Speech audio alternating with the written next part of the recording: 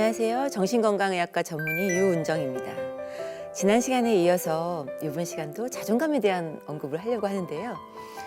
나이 들수록 자존감 준비했습니다. 그 중년 또 노년기에 자존감이 사실은 굉장히 중요하다. 내가 얼마나 자존감이 안정되어 있느냐가 사실 나이 듦의 모범이 될 수 있는 근간이 되는 거거든요. 발달 심리학적으로 볼 때 중년기라는 건요. 마음은 20대. 다 20대시죠? 마음은 20대인데 몸이 안 따라주는 거죠. 그러면서 그 갭이, 그 적응 단계가 필요한 거죠. 우리가 적응해 나가야 되는 건데요. 그동안 이제 정신없이 살아왔지만 이제부터는 나의 삶을 평가를 하는 시기가 되는 거죠. 또 우리에게 뭐가 앞두고 있죠? 아직은 멀리 남았지만 아니면 죽음을 앞두고 있잖아요. 그러면서 자기 인생을 돌아보는, 그래서 이것이 나에게 어떻게 보면은 인생의 황금기가 될 수도 있고, 그렇죠? 하지만 또 어떻게 보면 위기가 될 수도 있는 거죠. 그래서 이러한 그 생각을 가지시고 오늘 강의를 들어주시면 되겠습니다. 중년기 특징은 이제 제가 6가지로 요약을 해봤는데요. 첫 번째, 일단 신체 변화. 아구구구 아픈 거 많으시죠? 저도 이제 동창 모임을 가면 다 아픈 얘기만 해요. 어느 병원이 좋대더라. 너는 여기 안 아프니? 이런 이야기들. 그러면 제가 딱 그래요. 고쳤으면 돼. 우리 압력밥솥 10년 쓰면 위에 고무 파킹 바꿔야 되죠. 무릎 관절 3, 40년 이상 쓰면 우리 관절도 바꿔야 되고 치아도 바꿔야 되는 거예요. 그래서 고쳤으면 된다. 한마디로 말하면 고쳤으면 된다. 뭐냐면 신체 변화에 적응을 해가라는 거죠. 남자분들도 특히 예민합니다. 우리 여자만 신체 변화에 예민한 게 아니고요. 남성분들은 스태미너가 떨어지고 또 성욕이 떨어지고 예전과 같이 또 눈물이 난다든지, 예전 틀려요. 예전하고 감수성이 풍부해지니까 병원에 오셔서 그래요. 자기 정말 큰일 났대요. 눈물이 나기 시작한대. 얼마나 놀랐겠어요. 남자의 자존심이 확 무너지는, 눈물 나는 걸 경험하고서 깜짝 놀라서 오시는 분도 계세요. 갱년기 같다. 여자분들은 뭐가 걱정이죠? 신체 변화에서? 폐경되는 거. 폐경 이후에 겪게 되는 어떤 신체적인 변화. 그렇죠? 근데 요즘 폐경이라고 하지 않고 완경이라는 말을 쓰죠. 나의 어떤 출산과 임신과 양육이 완성됐다. 더 이상은 그쪽은 내가 신경 안 써도 된다. 그래서 어떻게 보면은 아까 제가 얘기했지만 기념하는, 완성됐다 라는 어떤 또 긍정적인 의미를 갖는 의미에서 완경이라는 말을 이제 쓰기도 하죠. 그래서 평생 안 망하는 사업이 있대요. 여자 피부와 다이어트. 폐경되면 또 체중이 평균적으로 5kg 찐다고 돼 있어요. 여성 호르몬이 떨어지면 우리가 생리를 하면서도 필요한 에너지들이 있는데 그런 신진대사율이 확 떨어지는 거예요. 그래서 폐경기학회에서 보니까 평균 5kg다. 평균 5kg라는 거는 어떤 사람은 10kg 찌는 사람도 있다는 거죠. 그렇죠? 그러니까 더 먹지 않아도 폐경이 왔다는 것만으로도 5kg가 찐다는 거고. 그래서 안 망하는 사업이 첫 번째는 여자 다이어트와 피부, 남자는 성기능, 자녀는 학습, 학원 사업. 이 3가지 사업은 평생 망하지 않는다고 합니다. 그만큼 우리가 그 변화에 대해서 굉장히 민감한 그런 주제라는 거죠.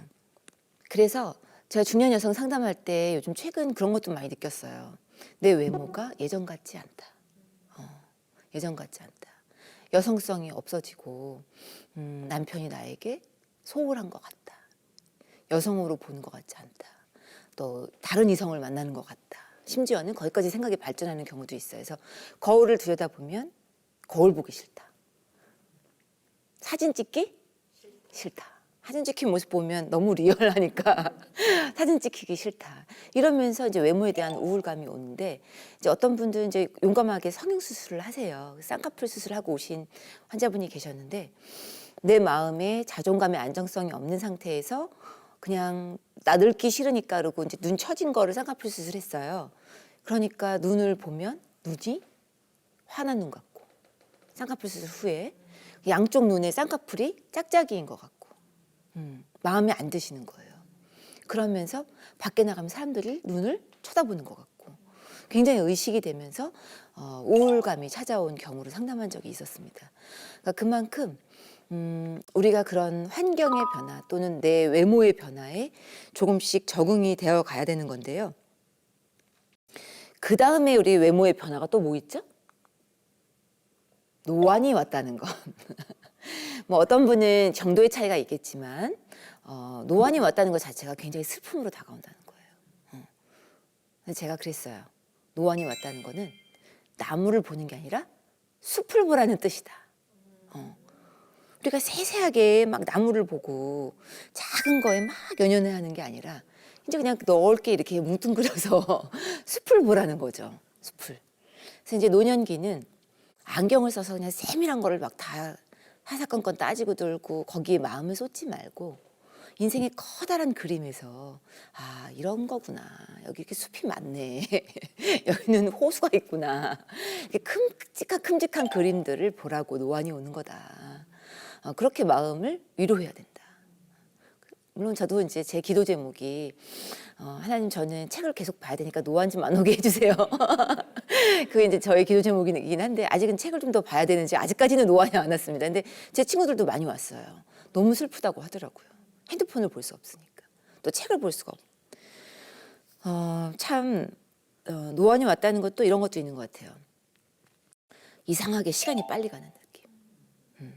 내가 뭔가가 이렇게 정확하게 못들을 이렇게 다 인지하는 게 아니라 그냥 같은 시간인데도 너무 세월이 빨리 지나가고 내가 인식하지 못하는 사이에 그냥 오늘 며칠이지? 이런 상태. 그렇죠? 벌써 그러니? 뭐 이런. 벌써 4월이야? 벌써 6월 달이야? 뭐 이런. 그런 경험 해보셨어요? 그러면 어떤 심리가 오냐면요. 내가 가만히 있다가는 허송세월만 보내겠구나. 어떤 조급함이 또 찾아옵니다. 젊었을 때 한 달이 지금은 너무 빨리 가는 거니까 죽음이 임박하고 그죠?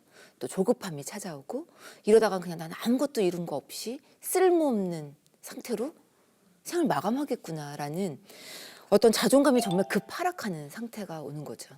그래서 남편들이 은퇴를 하거나 직장 다니다가 여자분들은 뭐가 있죠? 자녀들이 다 출가하거나 빈둥지 그런 상태가 오면 자존감이 하락이 되면서 나는 쓸모없는 인간이 되는 그런 상태인 거죠. 그래서 그 다음에 오는 거는 공허함. 심리적으로는 굉장히 외롭기도 하고 어떠세요? 아무것도 채울 수 없는 멍하고 그렇죠? 인지 기능이 좀 떨어지니까 집중력도 없고 기억력도 없고 또 뭔가 이름 같은 거 생각이 안 나고 그렇죠? 정상입니다. 저는 하나님이 주신 선물 중에 가장 좋은 게 망각이라고 생각해요. 근데 물론 이 나쁜 걸 빨리 잊어버려야겠죠. 저희 직원들도 그래요. 원장님 벌써 까먹으셨죠? 그래요. 그래 새로운 걸 또 담아야 되니까 옛 기억은 빨리빨리 잊어버리자 우리 막 이제 이렇게 얘기하는데 너무 그것도 슬퍼할 필요 없다는 거죠. 내가 뭐 이렇게 머릿속에 다 세세한 거를 막 다 기억하고 이런 것이 그렇게 중요한 거 아니다. 뭐 이름 좀 모르면 어때요? 그거 하면서 이제 둘이 같이 말을 맞추는 그런 또 재미가 있는 거잖아요. 내가 기억력 좀 떨어진다고 나 바보 됐다, 나 치매 아닌가 너무 이럴 필요는 없어요. 우리가 나이에 의한 연령에 의해서 노화에 의한 그런 기억력 장애는 정상적인 반응입니다. 그래서 이제 새로운 지식을 그래야 또 흡수를 할 수 있는 거고 중요한 결정을 내릴 때 내가 신중하게 검토를 할 수 있는 좀 더 조심스러워지는 그렇죠? 예전과 같은 인지 기능이 아니니까 그런 부분이 있을 수 있다. 동시에 저는 그렇지만 중년에게 좀 더 새로운 시도를 하라고 적극적으로 권해요. 왜냐하면 뇌에는 자극이 필요하니까. 우리 젊었을 때는 하루에도 10탕을 뛸 수 있어요. 무슨 얘기인지 아세요? 여기 갔다 이 집 갔다 이 집 갔다 그죠? 근데 나이가 들면 이제 중년이 되면은 한 두 개만 해도 하루가 너무 힘들죠. 그만큼 나이가 들수록 세월이 빨리 가는 느낌은요. 그만큼 새로운 자극이 없다는 얘기예요. 그래서 내가 교회 집 한다고 해도 다른 루트를 좀 통해서 가봐라. 그리고 맨날 만나던 사람만 만나지 말고 좀 나와 좀 상관이 없는 사람도 좀 만나봐라. 나이와 사는 지역과 상관없이 좀 다른 사람들도 좀 만나봐라. 이런 새로운 시도가 필요하다. 저희 예 중에 하나가 갱년기 우울증이 심하게 와서 굉장히 집에 무기력했던 여성분이 계셨는데 60살에 혼자 여행을 선포하신 거예요. 그래서 제가 과연 아무리 이제 정신과 의사지만 저걸 내가 지지를 해줘야 되나 60세에 혼자 여행 가시겠다는 거를 하실 수 있겠어 했더니 자기 그게 소원이래요. 그래서 그럼 한번 해보셔라. 근데 갔다 오시고 나서 너무 자신감을 얻었대. 한 달에 한 번씩 가시겠다는 거예요. 그래서 집에서는 뭐라 그랬대? 집에서 반응이 너무 좋대요. 왜? 집에서 아이고 여기 아파 이러면서 가족들에게 안 좋은 얘기만 하는데 여행을 갔다 오니까 할 말이 많아진 거예요. 내가 거기 갔다 보니까 세상에 거긴 꽃이 이렇더라. 사진도 찍어서 막 보여주고 하니까 가족들이 오히려 더 좋아했다. 물론 혼자 여행 가는 것도 있을 수 있지만 또 혹시라도 혼자가 자신 없으면 평소에 내가 꼭 같이 가고 싶었던 단 한 사람, 그 사람을 찾아서 같이 가는 것도 도움이 되겠죠. 이제는 가능하죠. 왜? 우리가 남녀의 룰이 바뀌었으니까. 예전에는 우리가 통상적으로 우리가 어떻게 배웠어요? 남자는 좀 바깥 일을 하고 여자분들은 안에서 살림을 하면서 아이들을 양육하고 암탉처럼 집을 지켜야 되는데 요즘 물론 뭐 사회가 많이 바뀌기는 해서 뭐 맞벌이 부부도 있고 하지만 전통적인 역할에서 이제 벗어날 수 있는 좋은 기회가 되는 긍정적인 또 사인이 있는 거죠. 그럼과 동시에 이제 부부싸움을 할 때 보면요, 그러니 왜 이렇게 옆에 내가 우악스러워졌냐. 아줌마들은 강하다. 뭐 이런 걸로 또 스스로 자존감을 떨어뜨리고 서로를 비난하고 남자가 왜 이렇게 째째해. 남자가 눈물을 왜 흘려. 이런 식으로 서로 공격하잖아요. 비실비실하냐 이러면서. 근데 우리가 생각해보면 여성 호르몬은 떨어지고 남성 호르몬이 올라가니까 당연히 남자와 여자의 어떤 성향, 성품이 많이 뒤바뀝니다. 여자는 더 독립적으로 되고 밖으로 나가고 싶어지고 뭔가 의존적인 거에서 벗어나고 오히려 반대로 남자분들 어떻게 돼요? 부인의 뒷꽁무니를 따라다니면 집에 있고 싶어하고 어디 좀 나갔으면 좋겠는데 그렇게 남녀의 역할이 바뀌게 되기 때문에 그거를 오히려 더 기념해요.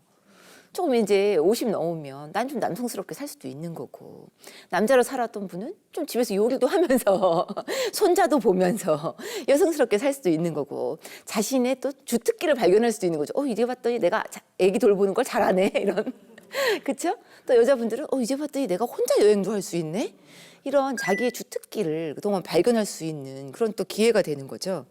그래서 저는 남녀가 뒤바뀐다고 슬퍼하지 마라. 그렇죠? 그것 때문에 그냥 피 터지게 싸우는 분이 계셨어요. 너는 왜 이렇게 남자답지 못하냐? 너는 지금 여자가 왜 그러냐? 이러면서 그 중년 이후에 바뀐 모습에 대해서 서로 피 터지게 싸우는 부부가 있었어요. 10년을 다니셨는데 10년 내내 싸우시더라고요. 그래서 제가 치료를 잘 못했나 봐요. 10년이나 근데 그분들은 저는 이렇게 생각해요. 두 분이 싸우는 거는 애정의 표현이다. 관심이 있으니까 싸우는 거고 관심이 있으니까 10년 동안 상담을 오시는 거겠죠?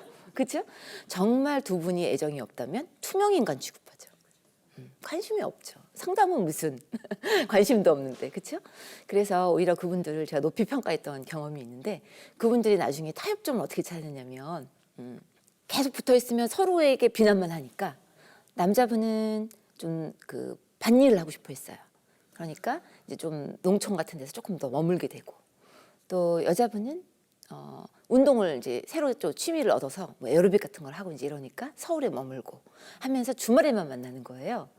근데 주말에는 자녀들하고 다 같이 만나니까 또 너무 화기애애하고 그렇다고 해서 뭐 서로 못 본 척하거나 이러는 것이 아니라 사이는 좋은데 각자가 또 좀 자유롭게 하고 싶은 일을 또 좀 할 수 있게 그러면서 좀 또 서로에게 사이가 더 좋아지는 싸울 일이 없어지는 그런 이제 경험을 했던 거죠. 중년의 5번째 특징은 빈둥지 증후군. 다 떠나가고 남은 거는 부부뿐. 그죠? 이제는 자녀 중심의 삶에서 부부 중심의 삶이 사라져야 되는데 그런 성적이요 갑자기 나오는 게 아닙니다. 그 성적표는 30년 결혼 생활, 20년 결혼 생활의 성적표예요.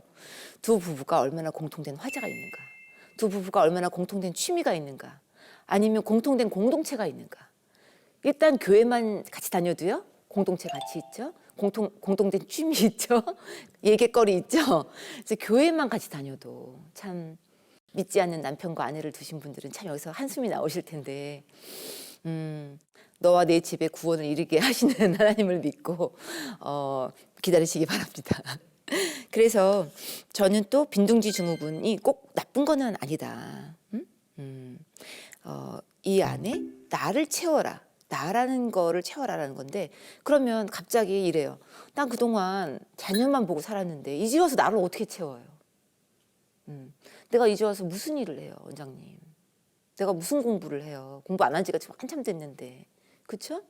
제가 그 마음이 너무 이해가 돼요. 왜냐하면 저희 어머님도 겪으셨고 또 아는 전업주부들이 겪으신 일들이니까. 또 남편분들도 마찬가지예요. 회사에서 근무하시다가 그만두고 나서 이제 와서 내가 뭘 하냐는 거예요. 그동안에 해왔던 기능이 다 달라졌는데. 우리가 기능의 고착화라는 게 있습니다. 나이가 들면. 생각이 고착돼요. 왜 우리 장로님, 권사님도 얘기할 때 보면은 절대 새로운 생각 잘 안 받아들이고 그냥 하던 대로 해 이러잖아요. 그게 뭐냐면 기능의 고착화. 우리가 하던 대로 하자. 이게 편한 거예요. 새로운 거를 받아들이는 게 굉장히 익숙하지 않은. 근데 요즘은 또 굉장히 젊은 마인드의 또 권사님과 장로님들도 많이 계십니다. 젊은이들과 소통하기를 원하시고 또 라떼는 말이야 막 이런 거 원하지 않는 젊은 신세대 분들도 계시니까 서로 소통하시면서 대화를 나누면 좋겠는데요. 평생 하고 싶은 일을 해라. 이런 너무 거창한 거 안 했으면 좋겠어요. 그러면 또 스트레스 받아요. 그런 일이 없는 사람도 있는 거예요. 어떻게 모든 사람이 평생 뭐를 남겨요. 그렇죠? 내가 도대체 하고 싶은 일이 뭔가, 내가 평생 하고 싶은 일이 뭔가, 너무 이거에 집중하지 마시고 그냥 오늘 하루 내가 즐거운 게 뭔가. 그리고 공부를 하더라도 옛날에는 뭐 성적을 위한 공부, 남을 위한 공부 이런 게 아니라 그냥 나를 위한 공부.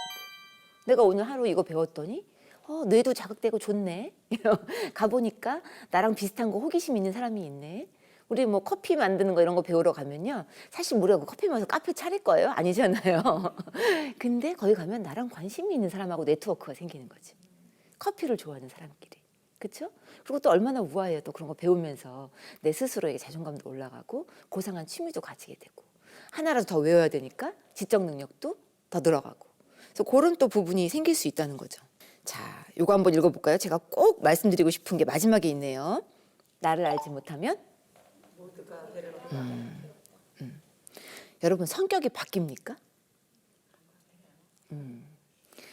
제가 이제 슬픈 소식인데 나이가 들수록 저놈의 성격은 더 강화돼요. 꼬장꼬장했던 분들은 더욱더 꼬장꼬장해 완고해지고 덜렁덜렁 됐던 분들은 더욱더 질질 흘리고 다니시는 저도 그렇습니다. 그렇게 자신의 성격이 바뀌는 것이 아니라 나이 들수록 더 강화돼요. 그런데 모든 성격은요 장점과 단점이 있다 그랬어요. 동전의 양면과 같이. 그러면 우리가 어떻게 해야 돼요? 나는 옳고 너는 틀리다. 이런 생각을 버려야 돼요. 너는 왜 이렇게 칠칠 맞니? 너는 왜 이렇게 꼬장꼬장하니? 너는 너무 꼼꼼하다. 이게 아니라 나는 옳고 너는 틀리다라는 생각을 바꿔야 우리가 편가르기가 안 돼요. 상대방을 내가 그 입장에 대해서 생각해보는 자기중심성에서 벗어나는 것이 나이 듦에서 핵심입니다. 내 모습에서 벗어나서 상대방의 입장이 되어서 생각해보는 것. 사실 어린아이는 어떻죠? 자기중심적이죠. 나 그거 먹어야 돼요. 안 내놓으면 울어야 돼요. 그렇죠? 근데 자기중심적에서 벗어난다는 거는 저 사람도 저게 필요할 수 있으니까 나 조금 참고 저 사람 먼저 줄 수도 있어. 쟤는 어제도 굶었어. 그죠? 내가 한 번 더 생각을 해보고 남의 입장에 서서 보는 것. 그것이 바로 자기중심성에서 벗어나는 중요한 게 가장 아름다운 모습이 아닐까 싶습니다. 그래서 남의 입장에서 생각해보라는 말을 제가 하는 이유가 자신의 생각이 옳다고 생각하는 사람은요. 절대로 남의 얘기를 듣지 않아요. 그리고 남을 비난해요. 내 생각은 맞고 넌 항상 틀렸다는 거예요. 그러니까 사람들이 좋아하겠어요? 모두가 괴로워져요. 그 다음에는 내 몸도 괴로워요. 마음만 괴로운 게 아니라 내 몸도 괴로워요. 그래서 예를 들어서 내가 나 여기도 아프고 저기도 아프고 왜 말끝마다 아프다는 분들 있죠. 그런 분은 물론 실제로 신체가 좀 약하고 그게 꾀병이라는 게 아니에요. 실제로 통증이 느껴져요. 하지만 본인의 마음을 좀 한번 들여다보셨으면 좋겠어요. 내가 너무 몸이 아프다 그러면 내가 심적으로 뭐가 좀 문제인가? 그런 분 중에 제가 정신건강 위기의 신호라고 얘기를 합니다. 왜 우리는 마음이 아프잖아요? 그럼 몸으로 말합니다. 화병이 나잖아요? 그러면 몸이 아파요. 여기저기 통증이 왔다 갔다 하고 많은 자율신경계랑 면역기능에 영향을 미치기 때문에 몸이 아프기 쉽습니다. 그렇다면 위기 신호 첫 번째는 욕심을 못 버릴 때 몸이 아파요. 정신건강에 안 좋아요. 자, 나이 들수록 어떻게 해야 돼요? 욕심을 제어해야 된다. 욕심을 제어해야 된다. 우리의 자존감, 안정성을 소유나 겉으로 보이는 거나 자식에게나 이런 거에서 찾으려고 들지 말자. 나의 자존감, 안정성은 내 안정된 마음, 또 하나님 아버지의 자녀됨. 그런 내적인 부분에서 자꾸 찾아야 되는데 돈적으로도 많이 있습니다. 그래서 욕심을 못 버릴 때 내가 버리지 못한 욕심이 무엇이냐? 난 돈 별로 연연하지 않아요. 이런 분 계실 거예요. 지금 다른 게 있어요. 다른 게 나에게 절대 빼앗기고 싶지 않은 그 하나, 그게 무엇인지 한번 꼭 생각해 보시기 바랍니다. 자, 두 번째는 나 자신으로 살지 않을 때 뭐냐면요, 내 약점을 너무 감추고 싶은 거예요. 우리 집에 이런 비밀 너무 감추고 싶은 거예요. 우리가 교회에서도 오픈을 못하고, 근데 그게 정상이 아닌 게 아니라는 거죠. 그게 고통이라는 게 또 그 어떤 우리가 생각하는 이상적인 기준에 못 미친다는 게 정상이라는 거죠. 사실은. 여러분들도 뭐 이런 강의라는 저에게 원장님은 다 가졌으니까, 환자분들 직접 대놓고 얘기하세요. 저한테 원장님은 다 가졌으니까 그렇게 얘기하시죠. 저도 뭐 들여다보면 굉장히 많은 결핍과 객관적으로도 많은 것들을 갖고 있습니다. 그렇지만 나 자신으로 살고 있지 않을 때 왜냐면요, 그것을 숨기면 숨길수록 자기 스스로의 존재가 수치스러운 거거든요. 그 수치심이라는 거는 자존감 안정성에 굉장히 악영향을 미친다. 자, 세 번째는 정신건강의 위기 신호 세 번째, 변화를 받아들이지 못할 때. 우리 변화가 참 많죠. 자녀의 결혼, 그죠? 내가 애지중지하게 키운 우리 이 잘난 아들, 근데 갑자기 어느 날 젊은 여성이 나타났어요. 심적으로는 우리가 머리로는 이해가 되죠. 당연히 결혼했으니까 축복을 해줘야 되는데 심적으로는 너무 섭섭하고 속상하고 뭐 질투가 나기도 하고 그런 거예요. 허무하기도 하고 내가 어떻게 키웠는데, 그렇죠? 저도 그런 마음 충분히 이해가 됩니다. 그럴 때 원인 모른 신체 증상, 몸이 여기저기 아프다든지 또는 건강 염려증, 나 이거 방광염 아닌가? 나 이거 암 아닌가? 이런 쪽으로 생각이 들거나 아니면 뭔가 의부증, 의처증, 요것도 굉장히 많이 옵니다. 의심을 많이 하게 되고 또 자존감이 낮아질수록 나는 쓸모없고 여성으로도 끝났으니까 남편이 나를 어떻게 볼까 이러면서 또 그게 와요. 그런 분들 뭐 주변에 계시거나 또는 내가 그렇다면 내가 나이 듦의 모범을 보이기 위해서는 여기 아파 저기 아파 이러지 말고 나를 한번 돌아보고 나의 자존감 안정성을 찾는 것이 앞으로의 삶의 진정한 럭셔리구나, 또 진정한 어떤 나이 듦의 모범이 되는구나, 또 두려움을 떨쳐버려야겠구나. 두려움을 떨쳐버리는 거에는요, 제가 한 가지 말씀드릴게요. 제가 많이 쓰는 방법인데 항상 하나님의 성품을 묵상하는 거예요. 하나님의 성품.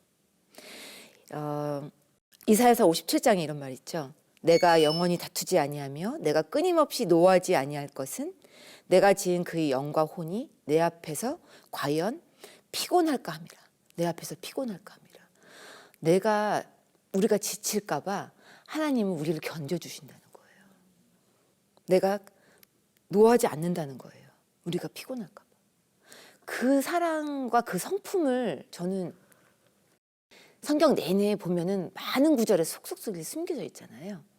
그거를 묵상하면 참 내 소중함, 내가 얼마나 괜찮은 사람이고 겉으로 보이는 거와 상관없이 소중한 존재라는 거를 좀 깨닫게 돼요. 너무 다운될 때, 또 너무 마음이 힘들 때, 꼭 하나님의 성품을 묵상하시는 여러분 되길 바라면서 오늘 강의 마치도록 하겠습니다.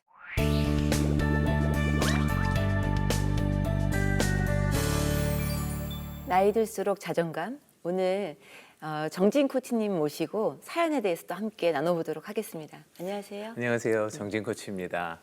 저 또 뒤에서 원장님 강의를 또 열심히 너무 감동적이게 잘 들었습니다. 오늘 사연들도 너무 기대가 되는데요. 어떤 사연들이 도착했는지 한번 제가 읽어보도록 하겠습니다. 안녕하세요. 열심히 산다고 산 것 같은데 폐경, 실직, 그리고 목 디스크로 인해서 삶이 지쳐 있어요. 다시 한번 힘내서 일어나 직장도 구하고 열정을 다해서 살아야 한다고 생각하는데 생각뿐이고 진전이 너무 더딥니다. 어떻게 하면 다시 일어나서 활력 있고 멋진 삶을 영위할 수 있을까요? 원장님 이런 고민이 있으신 분들이 많을 것 같은데 한 말씀 해주시죠. 네. 목 디스크 하니까 갑자기 제 생각이 나요. 저도 이제 컴퓨터를 많이 쓰기 때문에 목 디스크가 있거든요. 그래서 목 디스크가 온 거를 맨 처음에는 저도 받아들이기가 힘들어서 굉장히 우울하고 이제는 나이가 들었구나 이제 이런 생각이 들었었는데 사실 훈장이라고 생각해요. 내가 오랫동안 진료를 했구나. 나의 훈장이다.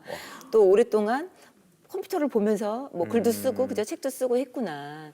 나의 훈장이라고 생각을 하고 고쳐가면서 써야겠다 생각해서 운동도 더 열심히 하게 되고 또 진료도 좀 줄이게 되고 진료 시간을 그러니까 조금 더 적응이 돼가는 것 같습니다. 그래서 이분 보니까 그 마음이 확 느껴졌고요. 폐경이라는 거는 아까도 얘기했지만 제가 이제 폐경이란 말 쓰지 말자. 완경이란 말 쓰자. 여성으로서의 어떤 그 모성으로서의 삶이 완성된 거다. 여성의 삶은 계속되는 거예요. 끝까지 여자로.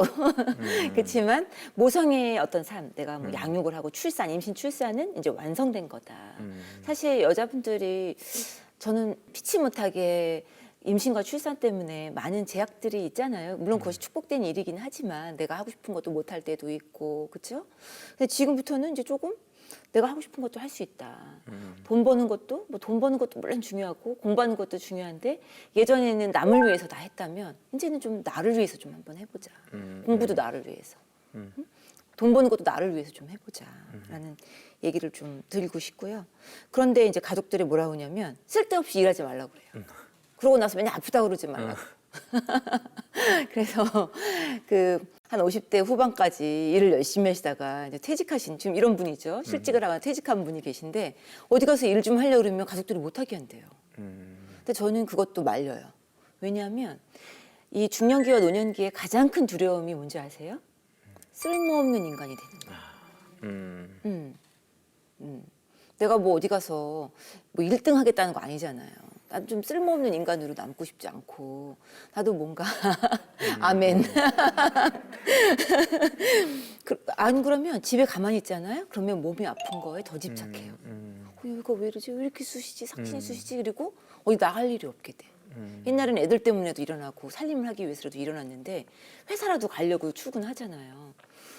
그런데 이제 지금 그럴 게 없어요. 그래서 저도 가끔 출근하기 싫을 때가 있어요. 왜 저라고 없겠어요. 그렇죠? 근데 마음을 다잡아요. 그래. 회사 가서 놀자. 내가 얼굴 세수하고 갈 곳이 있구나. 옷 차려입고 갈 곳이 있구나. 감사하다. 또 가면 또 언제 그랬냐는 듯이 또 사람들하고 어울리게 되고 오히려 정신 건강에 좋은 것 같아요. 그래서 그렇죠? 그래서 뭐 예를 들어서 직장인 애가 없다면 뭘 배운다든지 아니면 뭐 봉사를 하러 간다든지 이런 식으로 하루에 한 번은 꼭 외출을 좀 하자. 내 몸을 깨워나가야 된다. 그래야 몸의 리듬, 신진 리듬도 계속 유지가 되고 몸이 노화되는 것도 막을 수 있다. 또 아픈 거에 너무 연연하지 않고 그게 건강염려증으로 또 번지거든요. 우리가 신체 망상, 이 질병의 강박이 일어나는 것도 굉장히 무서워요. 굉장히 그쪽으로만 신경이 예민하게 가기 때문에 예를 들어서 제가 목 디스크인데 손이 조금만 저려도 이거 더 심해지는 게 아닌가? 수술하고 나면 더 심해져요 또. 수술하면 이거 수술에서 잘못된 거 아닌가? 약을 먹으면 또 속쓰린 거 아닌가? 그렇죠? 속쓰려서 위장약 먹으면 위장약 먹고 또 안 좋은 거 아닌가? 이게 끝이 없는 거예요. 그러면 노년의 삶이 어떻게 됐죠? 너무나도 사실 하루 종일 내 몸만 신경 쓰다가 끝나는 삶이 되어버리는 거죠. 그래서 저는 이분에게 고쳐가면서 쓰자. 그리고 너무 주변 분들에게 섭섭해하지 말고 나를 위해서 일하자라고 얘기 드리고 싶어요. 정말 공감이 가는 건요. 쓸모 없는 사람이 될 것 같은 두려움. 그러니까 그런 말이 있더라고요. 사람이 힘든 건 참아도 무의미한 거, 쓸모 없는 거는 못 참는다. 그랬는데 이제 이 우리나라 특히 중년 여성분들께서 이제 그 열심히 공부하다가 그다음에 직장을 잡고 이제 결혼해서는 이제 남편을 또 열심히 또 돕고 그다음에 자녀를 키우고 그러고 나서 이제 뭔가 자녀들이 독립을 하고 나서는 이제 더 이상 내가 쓸모없는 사람이 될 것 같은 그런 두려움이 있으셔서 그니까요. 그런 게 많으신 것 같아요. 그리고 평생 내가 진짜 원하는 거, 이런 거를 생각 안 해보신 거죠. 항상 그냥 돕는데 열심히 살아왔고 이분께서도 그냥 열정적으로 다해서 살아야 되고 그렇죠. 열심히 활력 산다고 있고. 산 것 같은데. 예. 그런데 지금 막 몸이 아프고 막 이러니까 그런 건데 이제 이분은 이제 좀 그래서 이런 쓸모 혹은 이런 것들을 너무 거창한 거 말고 말씀하신 것처럼 좀 작은 데서 하나씩 이제 성취감을 느껴가시면 어떠실까. 그래서 제가 어제 통화한 분이신데요. 이제 원래 어떤 전도사님 분이신데 그분께서 이제 열심히 활동을 하시다가 이제 아이를 딱 낳고 이제 집에서 오랜 시간 집에서 그냥 있어야 되니까 아이를 키우느라고 그러니까 이제 뭔가 답답하고 뭔가 나도 뭐 할 수 있는데 아무것도 못 하는 것 같고 뭐 그런 느낌이 있어서 이제 전도사님이니까 이제 아이들을 향한 이제 인형을 만들어서 그냥 영상을 하나씩 올리자. 그게 이제 몇 년 전에 같이 이야기를 나눴었어요. 그런데 처음에 뭐 얼마나 촬영도 못하고 편집도 못하고 스스로 혼자 다 배우려니까 얼마나 잘 못했겠어요. 조명도 없고 막. 그래서 구독자 100명 언제가 되지? 막 이러면서 저희가 했던 게 몇 년 전인데 이제 어제 통화를 했는데 구독자가 어제 10,000명이 됐어요. 그래서 산나의 하나님 말씀이라는 페이지인데요. 그래서 한번 유튜브 보시면 알겠는데 근데 정말 많이 발전을 하고 근데 그분이 하신 게 2주에 한 번은 꼭 영상을 올렸어요. 2주에 한 번은 올린다. 그게 뭐 간단한 영상이라도 그렇게 한 쉽지 않은 3년, 일인데. 예, 3년을 올리니까 지금은 정말 이렇게 많은 결과들이 있는 건데요. 이분께서도 한번 정말 거창한 게 아니더라도 그 작은 거, 뭐 산을 간다, 뭐 이런 거, 뭐 그런 거라도 내가 걷는다, 뭐 이런 거라도 작은 목표를 한번 가져보시면 어떨까? 그게 또 작은 기쁨이 되지 않을까라는 생각도 듭니다. 코치님은 은퇴가 없으시겠네요. 네, 아무래도 이제 라이프 코치라는 삶을 코칭하는 직업인데요. 예, 아무래도 미국 같은 경우는 좀 더 이제 은퇴하시면서 이제 다른 분들을 더 의미 있게 사시려고 코칭하는 경우들도 많이 있습니다. 좋은 직업인 것 같아요. 자, 두 번째 사연 볼까요? 네, 두 번째 사연을 읽어드리겠습니다. 저는 75세 된 은퇴 장로인데 50년간 자영업을 그만두고 이웃 가게에서 작년 11월부터 제가 갖고 있는 재능을 알려주기로 하고 취업을 했어요. 그런데 그곳에서 멸시와 왕따를 저보다 나이가 어린 사람들한테 당하고 있어서 상담 좀 받고자 연락드렸습니다. 이분은 이제 일을 계속 하고 계신데 이제 직원들과의 어려움이 있으신데요. 한번 한 말씀 우리 원장님 해주실까요? 제가 이 사연에서 가장 눈에 띄는 게 50년간 일을 하셨다가 50년 50년. 그것을 알려주고자 취업을 하셨다고 그러잖아요. 네. 물론 좋은 의지에서 계속 일을 하려고 하셨다는 거는 잘 하는데 자기 것 하던 분들 남의 밑에서 일을 못 한다고 그러잖아요. 그 이유가 나 때는 말이야 이렇게 하는 거야 하는 아까 기능적 고착화. 기능적 고착화라는 게 뭐냐면 사고의 기능이 고착되어 있어서 새로운 거를 습득하기가 어려운 거예요. 그러면 사실 본인이 새로운 직장에 들어갔을 때 내 것을 알려주고자 들어간 거지만 사실은 새로운 거를 또 그쪽의 직장 문화를 배워야 되는 거잖아요. 거기서 이제 마찰이 있었을 가능성이 크지 않을까라는 생각이 듭니다. 왜냐하면 함께 일하는 사람이라는 게 곧 이분에게는 내가 뭔가를 가르쳐 줘야 되는 사람. 내가 내 거를 뭔가 전수해 줘야 되는 사람. 물론 그 50년간 일한 노하우는 어마어마한 거죠. 그렇지만 이 새로운 문화의 직장 문화에서 이 젊은 사람들에게 또 무엇이 필요한지를 먼저 듣고 들어보고 노하우를 내가 전달해 줘야겠다만 생각을 하면 일방적인 게 되지만 코치님의 마음으로 먼저 질문을 해서 듣고 그런 유연한 반응을 보였다면 좀 좋지 않았을까라는 생각을 해요. 사회생활 정서법이라는 게 있어요. 코치님은 능력이 많은데 일하기 싫은 사람하고 같이 일하고 싶으세요? 아니면 능력은 조금 부족해도 같이 일하면 즐거운 사람하고 일하고 싶으세요? 일단은 같이 일하고 할 때 즐거운 사람이 생각이 나는 것 같습니다. 대부분의 분들이 다 그래요. 능력이 조금 부족하더라도 같이 일하기 즐거운 사람하고 일하고 싶다는 게 바로 사회생활 정서법이에요. 제가 저희 직원들한테 늘 얘기해요. 너는 어떤 사람이 되고 싶으니? 같이 일하고 싶은 사람이 되고 싶으니? 아니면 그냥 혼자만 잘난 사람이 되고 싶으니? 이왕이면 같이 일하기 편한 분이 되셨으면 하는 마음이 듭니다. 코치님은 어떤 얘기를 해주고 싶으세요? 네, 저는 이분을 뵈면서 이제 이런 부분이 이제 많이 나오는 경우가 이제 부모와 자녀 간에 이런 일이 일어나는 것 같아요. 그러니까 사랑이 많을수록, 그러니까 뭔가 내가 가르쳐주고 이야기해줘야 되는데, 특히 우리나라 그 입시 환경에 들어갈 때 이제 막 정보전이잖아요, 대학 입시가. 그러니까 막 알아와서 이거 막 알려주는데 그냥 그대로 하면 될 것 같은데 이제 아이는 말하면 말할수록 이제 잔소리하지 말라 그러고 이제 부모는 막 속이 터지고 속이 터지고. 그게 반복인 것 같아요. 그래서 제가 한 가지 예가 생각이 좀 나는데요. 제가 어느 교회에서 한 8주간 듣고 질문하는 그런 세미나를 진행한 적이 있습니다. 그런데 한 8주가 지나고 나서 어떤 좀 나이가 많은 청년이 거의 40대에 가까운 청년이 와서 저한테 이제 너무 고맙다고 그러면서 선물을 주고 가는 거예요. 그래서 사실 그런 사례가 굳이 와가지고 강사한테 그런 경우가 없잖아요. 그래서 무슨 일이 있으셨냐고 제가 물어봤더니 원래 이제 늦게 하나님을 믿고 청년부에 와서 이제 청년들이 너무 이쁜 거예요.